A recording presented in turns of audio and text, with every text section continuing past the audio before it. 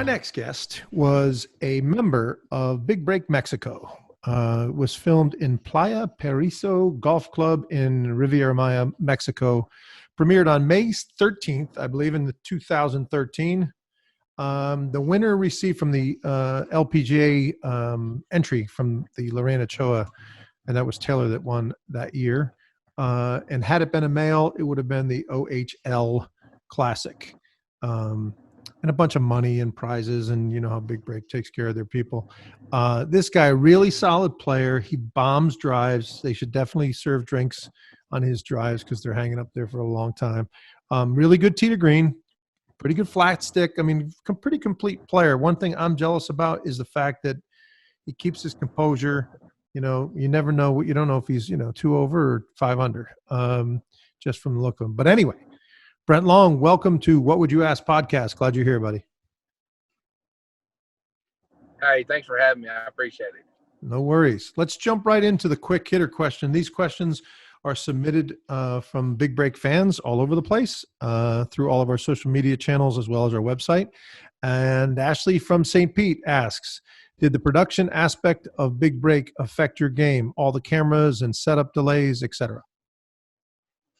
Oh, absolutely. That plays a part for sure. I mean, just the pressure of having all the cameras, and it was definitely a different animal than just playing competitive golf on just a normal tournament. So it definitely added a lot of extra pressure. I think you knew that, like, early on, if you miss one shot, you're gone. So you wanted to make every shot. It was the most important shot you've ever had, really, because this was the one chance to get to the to get in a PGA Tour event, which I hadn't played in. Awesome. Next question comes from Mark from Baltimore. He said, "Is Big Break tougher mentally or physically?" Definitely mentally. It's not really physically tough, just from the standpoint of, I mean, you're not playing 18 holes, so you aren't having to stay,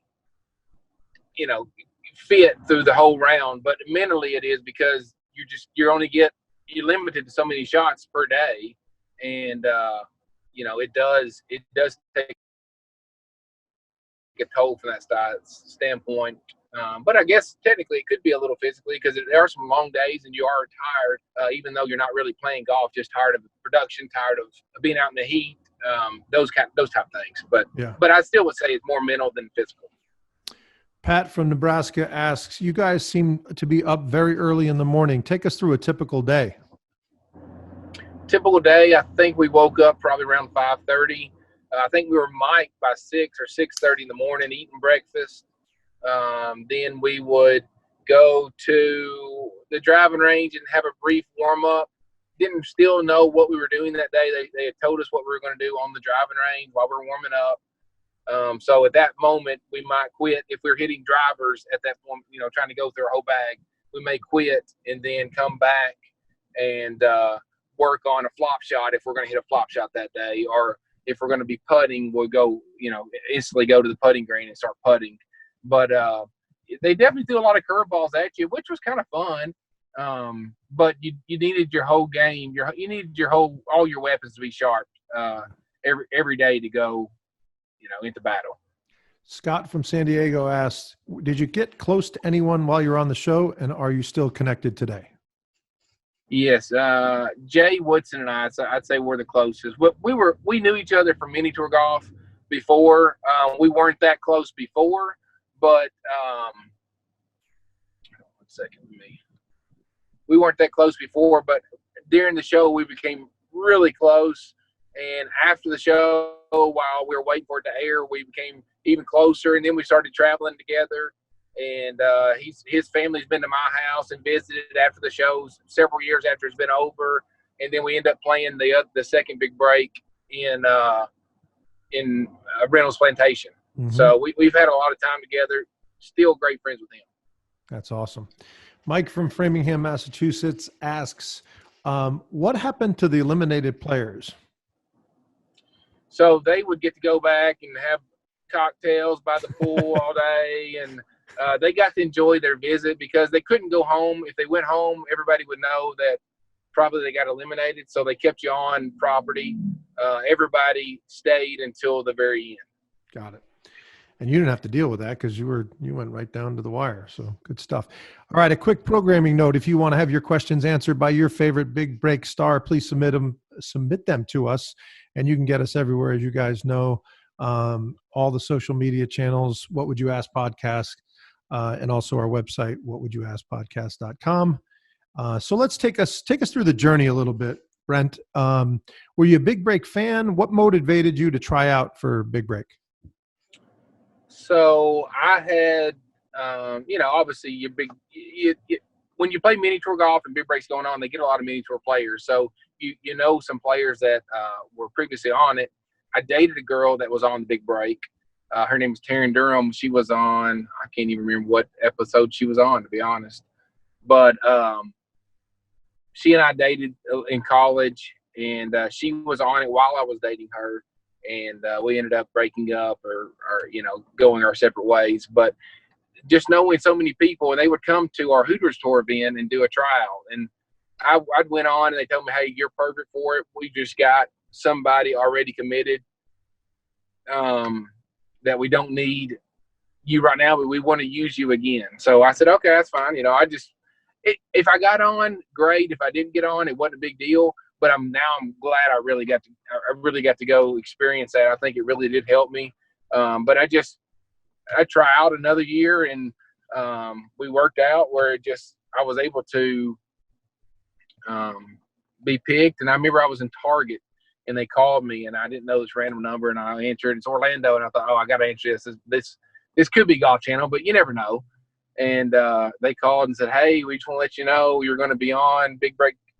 Actually, Big Break 19. They didn't tell me where it was. And I said, I was just so excited. I remember my girlfriend at the time, now my wife, she was with me, and she could just see me light up and get excited to go do such. That's pretty cool. That's awesome. How did you prepare for the Big Break? Is there any way? I mean, you didn't take out the windows of an old car in the driveway, or you're not. I don't think you're flop shotting over the house. But any way to prepare for it, or just play golf? Not really. You're trying to stay so sharp just playing mini tour events or tournaments that's really all you have to do to prepare for that. I don't think I could get, unless I had like my local news come out and film me, and while I was live on air, that may be the same type of nerves that were going through your veins like they are on Big Break. So let's talk about that for a second. I've interviewed a bunch of winners from Big Break and a bunch of guys that are playing on the PGA Tour and women on the LPGA Tour with Jackie Stolting and, Silvers and others, Mark Murphy from Ireland, a bunch of guys that are like yourself, quality golfers. And consistently, Brent, they share with me that the pressure you feel on Big Break is unlike anywhere else. And they mentioned a ton of reasons. I want to get your thoughts about this. Obviously, it could be the talent in your group, right? Jay's a very good player. Taylor was a very good player. Stephanie was a very good player. You're a very good player. So you have all of that. That's one thing. Then it wasn't really a factor with you guys as far as weather, but Mark Murphy shared playing in Ireland that he was freezing cold. Like you said, warmed up in the morning, but he sat down for 90 minutes before he took a single shot. Then they said, hey, Murph, your shot. He went out, took one shot, and then went back and sat down for another hour. I mean, that kind of the production aspect of pressure we don't think about, because we play, us hackers go out and play tee to green.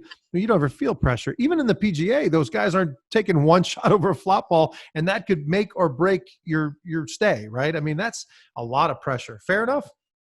Yeah, no, absolutely. I actually talked to I called when I found out I got on. I called Mark Silvers. I called Derek Bolin, a couple guys like that I knew had been on the show, and just said, hey, what I expect. They just said, man, just get ready to wait.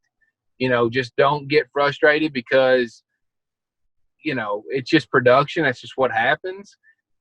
And just know that going in to it, it definitely gave me advantage, just knowing that, like, I was accepting already that, hey, it's going to be a long day.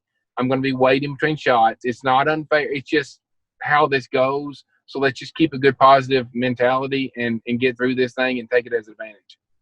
I think it's unbelievable how well they did the production, because I heard not, I've heard 80 people are there and there's 20 cameras and there's a boom camera on a truck.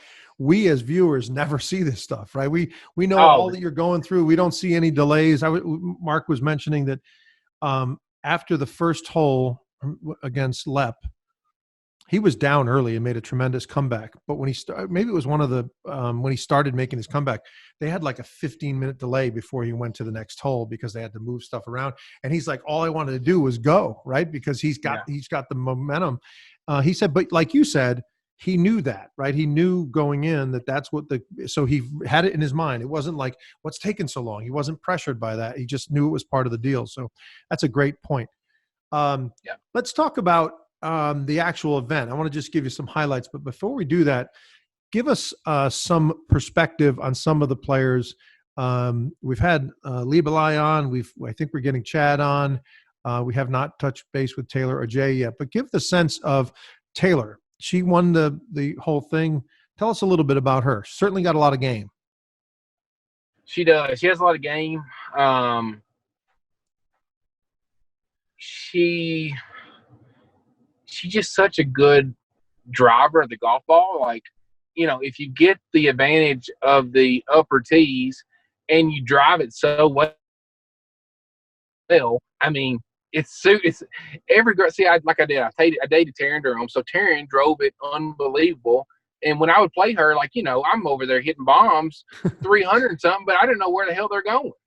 And she knows that she's going to hit it 230 yards right down the gut. Well, she's got a 70-yard advantage, so it's basically like me hitting 320-yard drives down the middle, all 14 driving holes. And so, it's like it'll wear you down. Yeah, it'll wear you down. My father-in-law plays. He's just like that. He hits a 225 right down the middle every single time, like clockwork. You could put his ball where he's going to land it, and I'm trying to rear back to hit 275, 280, and like you said, who knows where it's going to end up? But he knows, he's got a shot into the green on every single hole. So, but she was a very good player.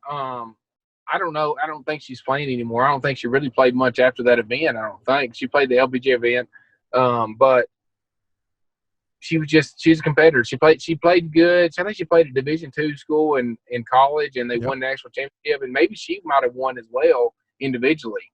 But she was just a very good player. Tell us about your buddy Jay.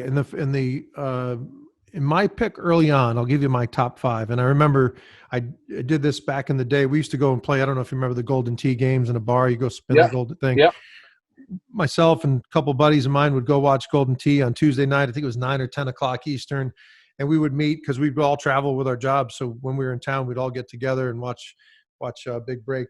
And my pick for the guys were you or Jay to win. And for the females, mine was actually Taylor or Stephanie. I don't know why I felt that she just seemed like her iron's really good.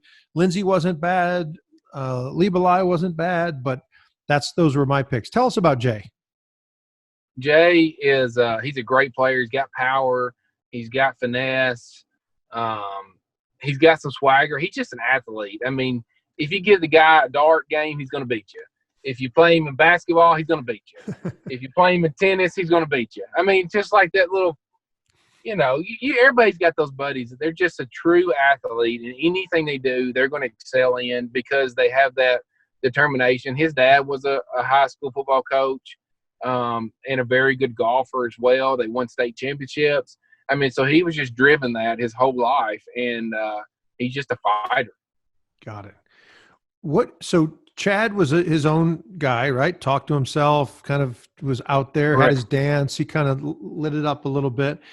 Yeah. Jason, I thought Jason was nervous from day one. I mean, I don't know if that was it or he didn't have game or I don't know what it was. I don't know. You seemed a little disappointed. Your team seemed a little bit disappointed in Jason as you guys went. Yeah, he just wasn't I just know I know the show has to get certain individuals on the show. I know 1,000,000 guys or 100 guys that would be a better golfer and a better fit for that between, us. Yeah. I just think that, he might have been a little out of his element. And that happens. I've seen more big break tape over the last month and a half doing this series. That happens, right? They're getting people on that have personalities that some people have, a little bit of conflict in them. They want that kind of adversarial relationships on the show, and the Pam and Danielle in season 3, that kind of thing. So yeah, I get it. I mean, they're not always taking, if it was all a bunch of great golfers with no personality, it wouldn't be much television, True. ratings. So, well, I don't know. If you follow some of my buddies around, my foursome out, you'd have a lot of fun. Well, they have to have some person. It's cutthroat. It's cutthroat. Oh yeah. So you guys meet up in New York City. Is that what I don't understand? I'm thinking about people that are on the West Coast. Like, you get to New York City, then you end up going to Mexico. I mean, it was pretty cool. You got to go to the Macanudo thing, get your cigars, sit down, have a few drinks. I want to go back to a quick hitter question from Pamela. She asked, did you guys take flights? Did you guys take the same flight, and partay? She says partay in 2 words. Partay is what she wants to know. We did. So we flew up to New York, all separate. We didn't know anything. I mean, literally, we knew nothing. They sent us a flight, sent us itinerary, and that was it. I'll tell you a funny story. So I landed in New York. First time ever in New York. I was excited. I was like, man, I'm going to go to Times Square. I'm going to do all this stuff. I'm just a country dude from Tennessee. And I land, a guy's waiting there with Brent Long on the sign. And I was like, oh, great. That's cool. So I get in this car and we start driving. I'm like, man, have you ever heard of this place? I was very disappointed. I thought I was going to get to stay at the Hilton or some place. Yeah. And we stayed at Waldorf Astoria. I said, have you ever heard of this Waldorf something? It's one of the nicest hotels in the world. I was dead serious. And he was like, I mean, yeah, it's like where the president stays. I was like, oh my gosh, this is gonna be awesome. But that's just how dumb I am from that standpoint. I don't really understand that. Is so funny. So I get there and we're in our hotel room. They wouldn't let us leave because they didn't want us to see anybody else on the show, which kind of stuff. But so we sat there and then we go to the Macanudo one by one. Just like the show showed us, that was the first reaction we saw of everybody walking in. Oh, that's cool. Then we found out we were going to Mexico. We all flew on a plane that night. I think I text my wife now. I think I texted her and said, hey, I'm going to Mexico. So just so, because, you got to tell them a little bit. Yep. But other than that, that was our last communication. We couldn't really talk. Lost our phones. And we had a great time, drank it up, had cocktails, and had an awesome time. That's cool. So let's talk about a few things on the show, because we really also want to hear about what you're up to today, post Big Break. But you were in the team event, and I believe you were on OMEC or whatever it was called. I can't remember, but I think so. It was Maya, Aztec, and OMEC, and I think you were part of OMEC with Stephanie, Lindsay, and Jason. Correct. On your team. I was yellow team. Yes. I think it was OMEC. Yes, that's right. And first real, and I'm probably hopping around a little bit, but glass break was first thing, and you go out and bust it on one shot, and you're done for the day. I mean, literally, did you take one shot that entire day on camera? Was that really true? That was it. Just that one shot. That's unbelievable. Tell the viewers and listeners about what it was like, because everybody wants to do the glass break. Was it sound good? It was so cool. I mean, it was about what I expected probably, but I had no clue what to hit. I forgot to ask my buddies, hey, what'd you hit that have been on it before? Like, because I'm assuming they use the same height. Yeah. But I was back and forth before what I was going to choose, and ended up, I think I went with a 4-iron. And man, it was just what I remember watching it back a couple weeks ago, and it was like slow motion. Like you were just so excited and so anxious to hit the ball, and you knew you're on a time frame, because if somebody else breaks it for you, you lose. So you were trying to get the first shot off, but you also knew, hey, I need to make this shot really good, so I can't just rush through it. But it was probably one of the coolest experiences right there. That's cool. Let's move over to the flop ball team event for the flop ball. And Maya, who I think had momentum early, right? They had Jay and Liebelei and Taylor and Chad. They were moving along. The other group, whatever, Aztec was in trouble. They had like 2 X's early on. It was like ended up being Matt by himself, and you and Matt kind of paired up and kind of teamed up and said, we're going to take everybody out. And basically that's what happened. It ended up with you three and Taylor at the end. But take us over to the flop wall where Maya gets an 8, Aztec gets a 6. And then you guys have a chance that's door open right there with Lindsay. And then Stephanie struggled a little bit. My memory serves me. Lindsay went over the low wall, left her a pretty good spot, matter of fact. And then Stephanie just couldn't get it in the lines. And then she had some struggling. And then you ended up getting your shot over maybe 18, 20 feet. And you have to hit the putt for a tie, and Jason couldn't hit it. What was your perspective of the entire? Are the walls bigger? Is it an optical thing where you can't see and that really freaks you out? Because everybody can hit a flop shot. I think it's optical. I think it's just you not being able to see where you're hitting it. You not be able to, because what do you do in your golf? You look, you get down and get over it. You look at your shot, you visualize it, you set it down, and then you take your last look before you pull the trigger. And by that, you don't, your depth perception's off and you just have no clue. Yeah. Makes sense. I'm going to ask you about something that Rob West said. If you watch the show, you may have an idea or maybe remember this. Has nothing. You're probably going to ask me why I'm asking you about this, but it was interesting and it was also concerning and it was a little weird what Rob West asked. I have had as a couple of folks from your season on, and Liebelei said that Rob West is a really nice guy and he's so generous and he's a little goofy. But I want to read you something that he said on tape on the show and get your opinion. This is during the thing when they were going bad. He said the following, I quote, "I'm not having fun out here anymore. I'm done. This will be about me from here on in. I didn't come here to help someone else win." By the way, Rob, at the time you were missing every putt. No offense, buddy, but you really were. And then he says, "Truth, I don't give a crap about anyone else, ever." That's what he said. I didn't know if you've ever saw that, or he was playing up to the camera, but he said it just like that, and it was creepy, like really creepy. Do you remember seeing that? I'd say he was playing up the camera a little bit, but I think when it comes to the team event, it's a little different than an individual. If it was individual, I don't know. I mean, sometimes I wish it was individual because I'd have won 100% won. Yeah. And I didn't need this sounds very selfish, but I didn't need my team to get to where I got. Yep. It was nice to have a team to have like a little backbone, but I would have liked the chance for the best player to win.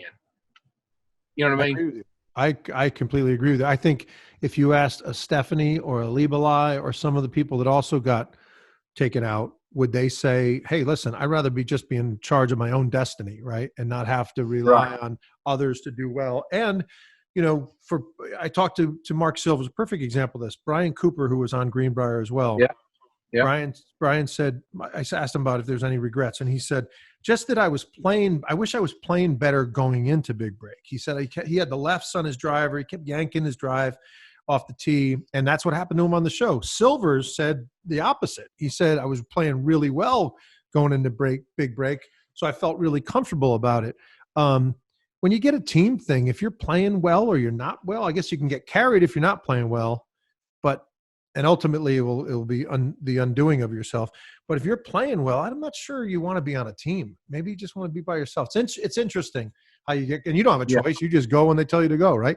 Yeah, I was just happy to go. So it didn't matter. I mean, at the time, I didn't really care. I was just glad to, have the opportunity. And I thought it was a cool little place to, possibly help me get sponsors down the road if I could showcase my skill. So, yeah.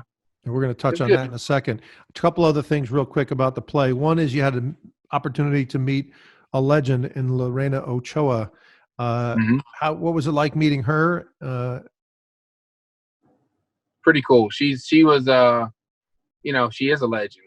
She's been she's done some amazing stuff for women's golf, and it's cool to see the people like that and how humble she is. And yeah, it was a really neat experience. I thought the Chad situation where he doubted the read on the putt, if you remember that, when she says it's going left to right, and he's like, I'm not sure, Lorena, what you see there, and then she said, just hit it there, and he actually made like a 30-footer after reading it the right way. That was pretty cool.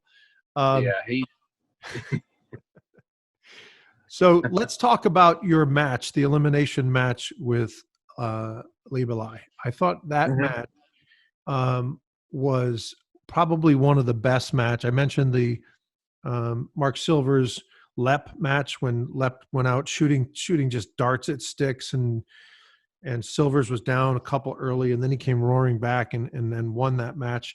But for any four, I think you guys went 4 holes.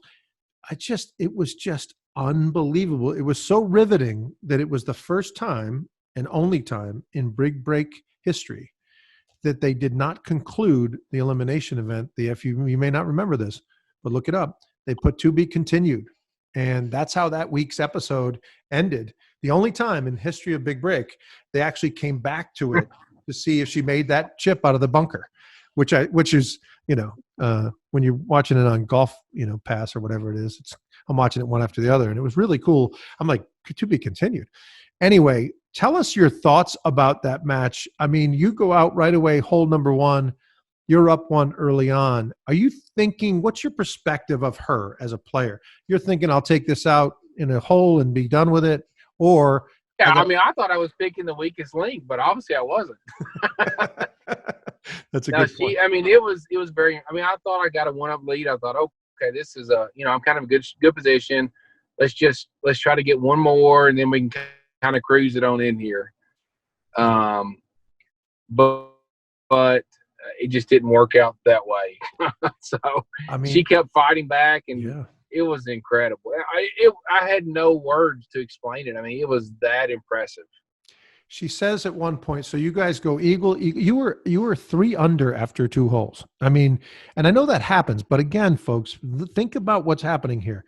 There's production. There's people everywhere, and this is miss a putt here or there, and you're gone, right? You made, Brent, I think 2 huge putts. Outside of 15 feet, one was 20 something. 2 huge putts. She chips in out of the bunker. And by the way, it wasn't a straight, just get it in and let it run to the hole. It was breaking right forever. And it was just unbelievable play. She said this after she tied it the final time before you eliminated her. She said, I think Brent is fed up with me at this point after she put that in the hole. Meaning, like, get away from me. I want to get done with you and move on. She says it's one of the best series that of golf that she's ever played. But she also felt really confident, she said back then. How did you feel? Well, I felt like I was doing everything I could to win, but apparently it wasn't enough. It was hard. It was a really hard match, and I was playing as good as I could. I couldn't expect to do any better than what I was doing, and she just, every time I did something, she just mashed me. And every time I thought, okay, all right, I'm in a good position. I've got her beat right here. She made the putt or made the shot or just did something miraculous. And it was really cool, but I was fed up with it.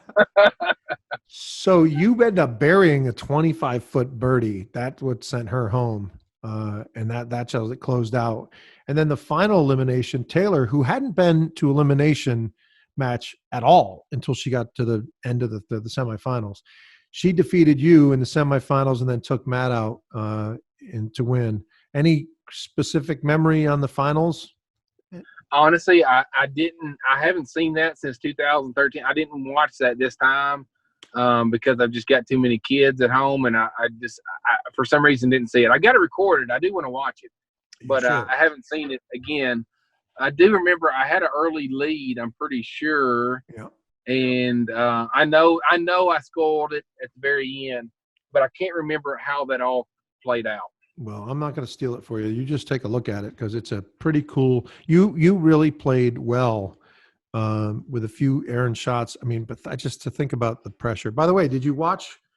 You probably didn't because you're busy and you have kids. But the Monday re-airing of all of the big breaks, the binge watching Yeah, that started. that's the one I'm talking about. I watched. I was trying to watch our show, and I taped them, but I saw them. I saw about 5 episodes or 4 episodes, but I wasn't able to see the rest of them. So let's talk about this as we close it up in the next 5 minutes or so. You return home. There's probably a month, 6 weeks in while they're doing post-production that you can't say anything. You said that before, right? You got to silent about I think everything. I came back. We were supposed to come back before Valentine's Day. I think it aired in May, so we ended up having to stay an extra couple of days because they didn't like, or they needed some more shots of us like entering the hotel, like, showcasing the hotel or something like that. So they made us stay 2 extra days, which got us into Valentine's Day. So that was a bummer. Oh, jeez. I just started dating my wife, and number one, I didn't know it was co-ed until I got to New York. So I had to tell her, hey, by the way, there's 6 girls. And I debated if I should tell her or not. I was like, should I tell her? Because I'm not going to cheat on her, but should I tell her? Just, it's one of those things. I don't know if I really should say anything, but if I don't say anything, I'm damned if I do, I'm damned if I don't. That's so funny. So when it does start to air, a couple of quick questions. One, instant celebrity around town. I mean, people getting to know you while having viewing parties. Tell us a little bit about that when it starts getting on the air. So I was on, it's actually really cool. I'm from a small little town in Carthage, Tennessee, which is 50 miles outside of Nashville. So everybody, they put it on the newspaper and everybody knew about it. And then I think they might have picked it up on our Nashville news. But pretty good. But at the time, I was playing mini tour golf. I moved to Texas for my wife, my girlfriend at the time. Moved there for her, and I got a call from my friend Scott Stallings, and he said, "Hey, I just fired my caddy. Can you come caddy for me in Memphis next week?" And I was like, "Oh, Scott." I said, "Man, big break's about to come on, and I just really, honestly, I need to find a sponsor here. I'm waiting on this to air so I can find a sponsor down here and I can get going again." And so I told him, "No, I can't do it." So my wife now, she said, "Brent, it's just 1 week. Go do it." He said, "All right." Well, I called him back and said, "All right, Scott, I'll do it for a week. I'll do it." I had like $200 in my name, ashtray, checking account, everything. I had nothing. This is the Scott Stallings that we all know, right? The golfer. Yes, PJ Tour Scott Stallings. Got it. So I called him back and said, "Scott, I'll be there." He said, "Well, hey, we got to do the Monday for the U.S. Open." He said, "Get there Sunday and go walk the golf course." He said, "I'll be there late Sunday night, and I'll see you at whatever time on Monday." I said, "Okay, perfect." So I go there and do this. We play Monday. He just finished fourth. He finished 4th at Colonial and 4th at Memorial, and he's coming down to play Memphis. So, man, he's playing good. This is great. He gets through the Monday qualifier. We make it in the U.S. Open. We go and play the first round. We're leading the tournament. And the only bogey he made, I gave him a bad yard, is he flew the green the first day. He shot like 66, I think. I can't remember what he shot, but I think that's what he shot. And we play the next day. We're like in second place. Then we play the third day. I think we're leading or tied for the lead. And the whole time I'm like, holy shit, I'm about to make $100,000. I mean, I'm like, good gosh, I didn't win that big break, but nobody knows that. But I'm going to try to make $100,000 here. So the final day we get paired with Phil Mickelson, and we're kind of right there on the lead. We had the lead on 15. He dumps in the water on 15 and kind of stunk. But the whole time, everybody started knowing because big break. They say, "Brent, can I have your autograph?" And it was kind of getting annoying a little bit to Scott because they didn't want his autograph. They wanted my autograph. And it kind of got to a bother where I'd walk through the ropes and I'd have 6 or 7, 8 people that wanted my autograph. And I was like, oh, not right now, guys. Let me get them playing. Oh my God. But he ended up finished second place. He finished second place. Phil Mickelson birdied the last hole to tie us and cost me an extra $10,000. I made $50,000 that week. I went from $200 to $50,000. So a couple. And he ended up taking me. I went 8 weeks in a row, and on tour caddy for him. We did the U.S. Open, to the British Open, to the PGA Championship. Went to Canada, did all this stuff. But you said, where did I watch it? I watched it pretty much every night in my hotel on Monday. And then I remember one specific time we were at the PGA. We were at the PGA Championship, and it was a rain delay, and the Golf Channel was on. And everybody, I always went with Scott because I was buddies with him. He just kind of said, hey, he's my brother. And I went in with him. And all the guys, I was sitting at a table with Bubba Watson. I was sitting at a table with Brent Snedeker and somebody else. I can't remember who I worked. They were all watching me, like, you know, while we were playing, they were watching me play the big break. Every Tuesday morning, we'd be on the driving range, and they all say, God, you sacked up and made all those putts. It was really cool to just kind of live that through the PGA Tour.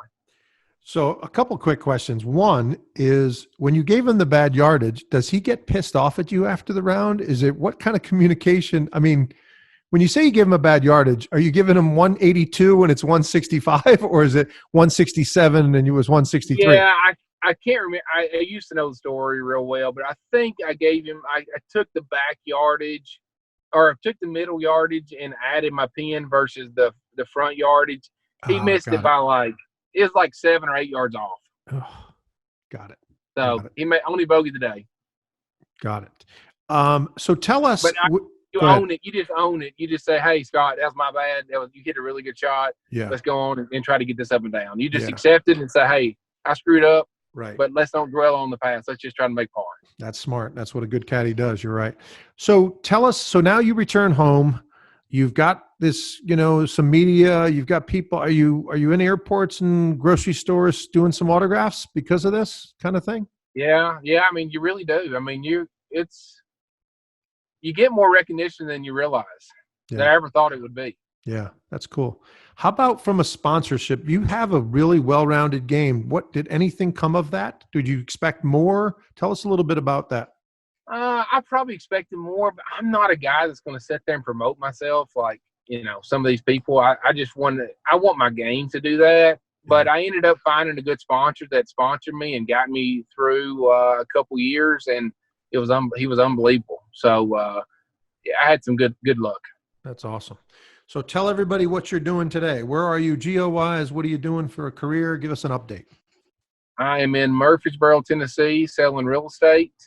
Been in it since after the big break. I got my card one time. Got my web.com card after I got done caddy for Scott, actually. So he wanted me to go to the playoffs, and I said, hey, my game, I really want to try, you know, keep it going. And I think if I keep caddying for you, I'm going to get stuck out here.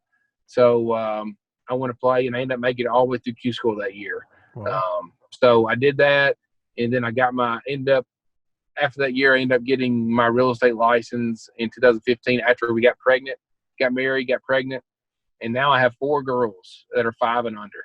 Oh, that's cool. 5, 3, and twins that are about 16, 17 months old. Oh, wow. So my golf game is non-existent, and that's okay. That's awesome. Well, and folks, by the way, Brett contacted me and said, hey, I'm going to be a little bit late because he was on PTO last week and got back to his business, and he is, to quote him, drinking through a fire hose. So don't feel bad for him. His business is doing really well, and we're happy for him. Last question, Brent. Summarize your experience with Big Break. Did you love it? It was okay. Would you do it again?